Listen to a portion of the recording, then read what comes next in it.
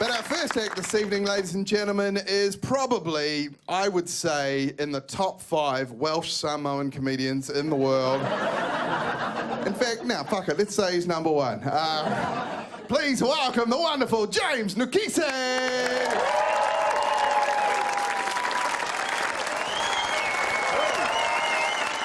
Excellent. Oh, exciting year. Big issues. A lot I'm having to deal with. Number 1, this haircut. It's from the 90s. It's called a fade. I got a traditional Samoan way in my cousin's backyard in Avondale.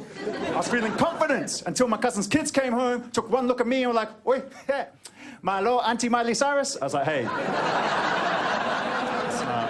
it's not cool. You kids want a hiding? Oh, you want a wrecking ball, uncle? Oh." I like wearing scarves, I like it, but again, I encounter all these young little dicks as well. And it's always the same thing, man. Like, you never know where they're coming from. They're like, "Hey, bro, are you gay?" You see the scarf, see the hair. "Are you gay, bro? Are you gay?"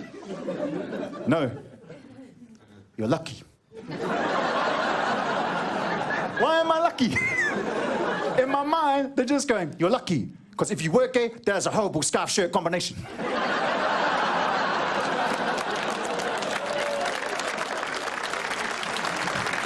I can relate that, because I used to be like them. I was a cheeky little dick as well, man. We'd get into fights in the park for control of the park.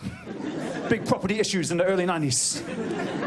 And we get drunk as well. We get really drunk. Like, we get really, really drunk and then fight like drunk bros. You know when you're a bro and you're drunk and you think you fight like a ninja, but you actually fight like an Olympic swimmer? Did you see, bro? I'm gonna freestyle you!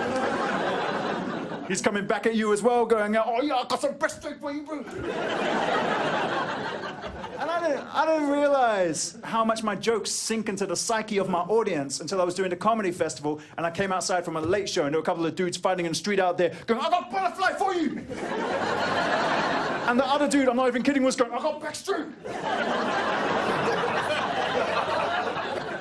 Because we were tough, man. We were real tough. We wanted to be in the mongrel mob. We wanted to grow up. We wanted to be in the mongrel mob. Now, if you don't know who the mongrel mob is, well, the mongrel mob are a bunch of real massive bros who are incredibly homophobic, but wear tight black leather and headscarves and don't get the irony.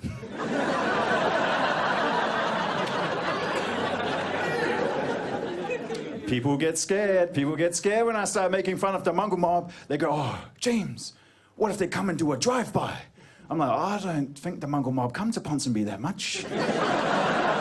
"What do you want to do tonight? You want to go and, I don't know, do some jobs, go to Burger King?" "Nah, I thought tonight we go to Ponsonby. There's a new cafe that's opened. I fancy a midnight macchiato." It's not really high on the mongrel mob's list.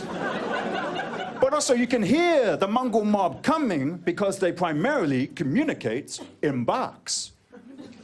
You go, "Mighty mongrel mob, ho, ho, ho." Very difficult to launch a sneak attack. But also, from my own personal point of view, very hard to be intimidated by a bunch of bros who sound like Scooby-Doo. "What you say to me? I'm gonna fuck you up." Would you not fuck me up for a Scooby snack? Now, I want to point out to you guys and everyone at home, that is a joke. If you meet the mongrel mob, run. The funny thing is, in this country, when you grow up, you sort of realize that all the gangs are like political parties. Check this out. I grew up in a gang called the Bloods. The Bloods wear red. Our enemies were the Crips, who were dressed in blue, all right? There was the Headhunters, who wore green, and the Killer Bees, who wore yellow. That's like Labour, National, the Greens, and ACT. I would say ACT Party, but there's only one dude.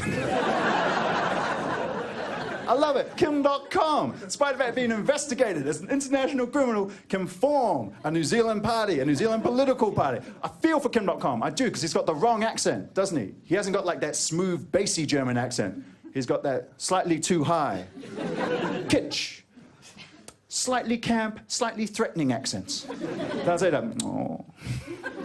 Which is why that advert where he's selling internets with all the kids is creepy as hell. Or, "Hello, kids."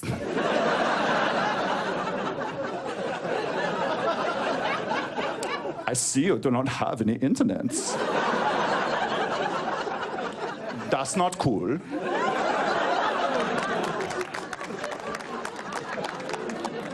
I do like John Key. As a comedian, I'm very fond of John Key because the man knows a good gaff. He really does. He went on national TV last year and he told New Zealand that he broke the law. That's pretty gangster. He said, I'm the minister of the GCSB. They've been spying on New Zealanders. He broke the law. And then he did this John Key magic. He went,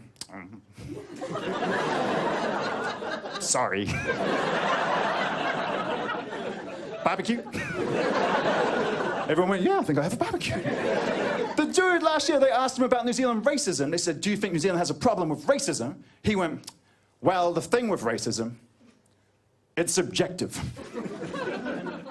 Like porn. Do you think he did that when he was talking to Obama a couple of weeks ago? Just so you know, Obama's like, well, you know, John, I couldn't help but notice that you have some race relation issues in New Zealand. We have a similar thing in the United States. And I just try to always say, if you can just keep the channels of dialogue open and just keep people talking, then I really do believe that racism can end in our lifetime. Don't you think? I think it's like porn. Yep. Barbecue? Hey, you guys have been great. My name's James. Pleasure.